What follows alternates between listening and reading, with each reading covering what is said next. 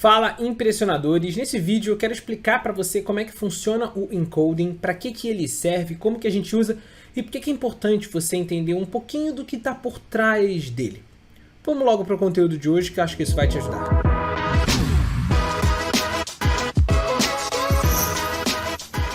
Bom, galera, o que é o encoding, tá? Se você gostou do conteúdo desse vídeo e se você quer que eu explique algum tema mais específico de Python, deixe seu like, se inscreve no canal para você estar sempre acompanhando e também deixe a sua sugestão nos comentários, beleza? Mas vamos lá, vamos tentar entender. Eu não sei se você já ouviu falar naquele termo de que, putz, o computador só entende 0 e 1, só entende 0 e 1 e tudo mais, a gente vai entender isso tudo nessa aula. Mas qual é a aplicação disso? Vamos começar pela aplicação. Repara o seguinte, eu tenho um arquivo aqui no meu computador, que você pode fazer o download dele se você quiser, para fazer um teste com o mesmo arquivo que eu estou fazendo, que é o arquivo encoding.txt, que nada mais é do que um arquivo de texto. Ele poderia ser, por exemplo, um registro de um banco de dados, um registro que está vindo de uma planilha, não importa, o que importa é ele é um registro de texto em algum lugar. E esse arquivo está assim, ó, encoding, que é o tema do vídeo de hoje. O que é, para que serve, como funciona e um exemplo em Python.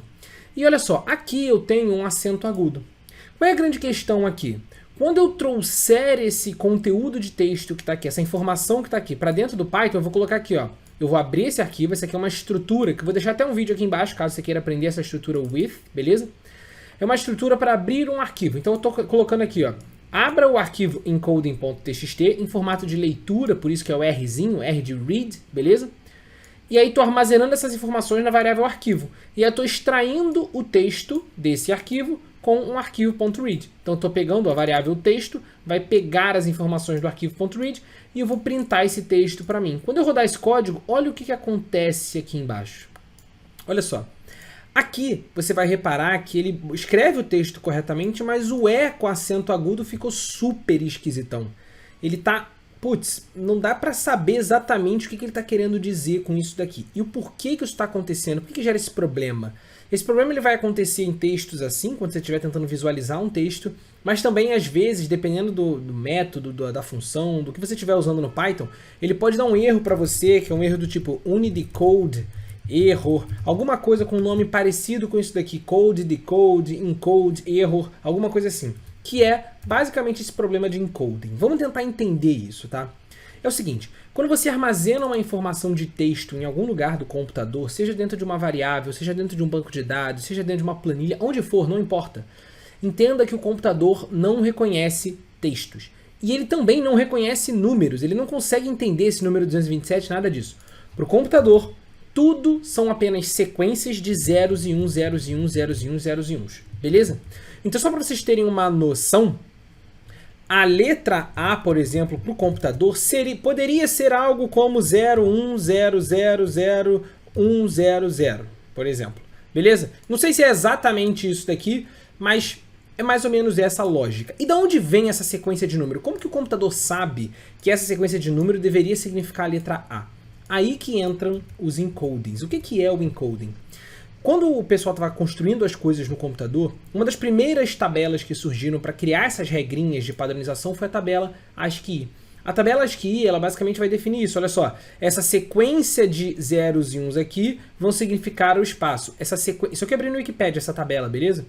Essa sequência de 0 e 1 aqui vai significar o acento, a exclamação. O A, letra minúscula, vai ser essa sequência de 0 e 1 aqui, tá vendo? Foi diferente daqui que eu escrevi, mas a lógica é a mesma. O B é essa sequência de 0 e 1, e assim vai, assim vai, assim vai.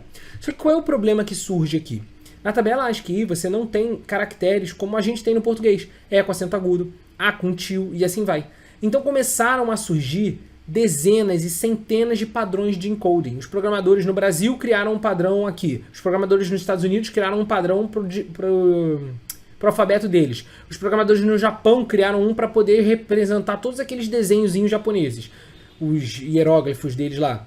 Hieróglifo não, viajei aqui. Os kanjins lá japoneses ou os ideogramas chineses, né?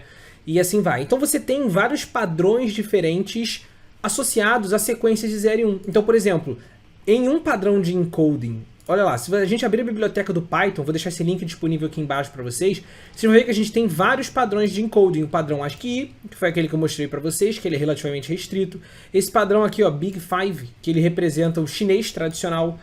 Você tem esse padrão aqui que foi criado para o alemão, você tem esse padrão que foi criado para o hebraico. Então você tem vários padrões diferentes aqui. Você tem, por exemplo, o padrão Latin 1, tá vendo? Que foi criado para as línguas mais latinas e assim vai. Então você tem vários padrões diferentes aqui. E cada padrão desse vai definir que essa sequência de 0 e 1 vai ser uma letra. Só que num outro padrão, essa sequência de 0 e 1 pode ser uma letra completamente diferente. Ou então, num outro padrão, essa sequência de 0 e 1 pode nem existir. E aí, qual é o problema disso? O problema é que vai acontecer coisas assim. Se você estiver lendo um arquivo que está em um padrão e você exibe essa informação num outro padrão, ou ele vai fazer uma correspondência errada, vai estar escrito a letra A e ele vai converter aquilo para a letra E, por exemplo, ou ele simplesmente não vai encontrar aquilo e vai substituir por um negócio nada a ver, que é isso daqui que você está vendo agora. E aí, para isso, então, surgiu o padrão Unicode. Eu não sei se você já viu vários lugares que está assim, ó, UTF-8, UTF-16, UTF-32. Isso aqui são padrões Unicode. O padrão do Unicode, a lógica dele é você criar um único código que vai conseguir permitir você traduzir qualquer coisa para qualquer coisa. Eu consigo traduzir um texto que está lá num padrão, por exemplo, em inglês americano, para o português brasileiro, passando pelo Unicode. E aí, se você reparar, de novo, abrindo aqui uma tabela do Wikipedia, no Unicode você vai ter muito mais caracteres. Olha lá, a gente vai ter aqui no padrão do Unicode, você vai ter aqui, ó, simplesmente, ó, linhas, tá vendo? Linhas, backspaces, letras. E aí, ó, descendo aqui mais, você vai ver, ó, todos os números, os símbolos, tá vendo? Ó, o cifrão e assim vai. E você sempre vai ter um código associado a esse padrão Unicode daqui. Então, na prática, o que isso impacta no seu código? Na prática, você tem que entender que quando você lê um texto, exibir uma informação, e essa informação estiver num padrão aparecendo de um formato errado, não significa que necessariamente o dado que está ali dentro está corrompido, não significa que ele está quebrado. Significa que muito provavelmente ele está num padrão diferente do padrão que você está exibindo aqui. E aí, só para você ter uma noção, quando você está lendo arquivos de texto em Python, você aqui pode passar uma variável chamada encoding igual, e aí você diz qual o padrão de encoding que você quer dar para ele. Você pode usar qualquer um desses padrões que estão aqui, ó, na biblioteca do Python. De novo, eu vou deixar esse link aqui disponível na descrição para vocês. Mas repara só, se eu passar aqui o padrão UTF-8, que atualmente é o padrão mais usado, olha lá o que vai acontecer, ele vai conseguir traduzir da forma correta. Porque esse texto, originalmente, quando eu escrevi ele no meu bloco de texto, eu escrevi ele no padrão UTF-8. Aí você fala, Ira, mas se eu estiver lendo um texto que eu não sei qual é o padrão de onde está vindo aquele texto, você vai ter que descobrir qual é o padrão que está vindo aquele texto. Normalmente, os editores de texto, até o próprio bloco de notas do computador, olha só, se você abrir aqui o bloco de notas do computador e você chegar, se você reparar bem, ele mesmo tenta identificar automaticamente esse padrão. Olha aqui, ó, tá vendo? UTF-8. E as próprias linguagens de programação e assim vai, tem muitos métodos que tentam identificar isso automaticamente. Às vezes elas certas, às vezes não. Se elas errarem, o que você tem que fazer? Tem que ficar testando outros padrões mesmo. Mas tome sempre cuidado com isso. Porque se você salvar uma informação num padrão errado e ler ela num outro formato, você vai acabar meio que corrompendo aquela informação. Ou seja, você vai perder efetivamente qual foi aquele valor que estava escrito ali dentro. Então, é para isso que vão servir esses encodings. E aí, a título de curiosidade, você consegue consultar a posição nessa tabela aqui do Unicode de qualquer caractere, inclusive no Python. Por exemplo, você vai printar o ORD e aí você coloca aqui o caractere que você quer. Por exemplo, eu coloquei aqui, ó, o ORD do A com til.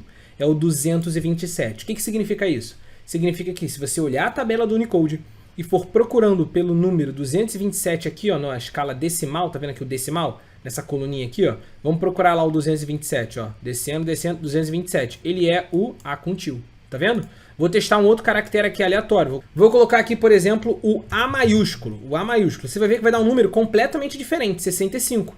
Se você abrir lá a lista de Unicode e for subindo, você vai encontrar lá no 65 o A maiúsculo, tá vendo? Que vai ter um código, esse código Unicode, ele pode ser apresentado para você de outras formas às vezes, olha lá. Ele pode ser apresentado nesse aqui, que é o código da tabela Unicode original mesmo, pode ser apresentado nesse formato decimal, então tem outros formatos que ele vai ser apresentado. Então eu fiz essa aula toda só para explicar e tentar clarear um pouco esse conceito do encoding para vocês e mostrar a importância de vocês saberem usar isso e tudo mais. E consultem sempre essa tabela, testem valores quando você precisar, pegar um encoding diferente. Eu sempre sugiro você testar o encode UTF-8, o Latin 1.